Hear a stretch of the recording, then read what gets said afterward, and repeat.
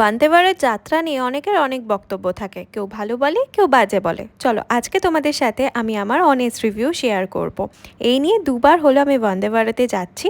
তো সকাল সকাল ঘুম থেকে উঠে পড়েছি, তারপরে চলে এসেছি আমরা হাওড়া স্টেশনে। আর এসে দেখি আমাদের সেলিব্রিটি ট্রেন আমাদের জন্য দাঁড়িয়ে আছে। গিয়ে একটু প্রবলেমের মুখে পড়েছিলাম ব্যাগ রাখতে, কারণ সবাই সবার হ্যান্ড ব্যাগও ওপরে রেখে দিয়েছিল, তাই আমাদের ট্রলি ব্যাগ আমরা রাখতে পারছিলাম না। তারপরে আমাদের চা দিয়ে দিয়েছে, আর আমি নিয়েছি গ্রিন টি, সাদা চা কালো চা সব পেয়ে যাবে, সাথে তোমরা একটা জলের বোতল প্রথমেই পেয়ে যাবে। আর এখানে আমাদের চলে এসছে ব্রেকফাস্ট, যেখানে ডিমের অমলেট ছিল, ব্রেড ছিল, বাটার ছিল, জ্যাম ছিল, সব কিছুই মোটামুটি ঠিকঠাকই ছিল।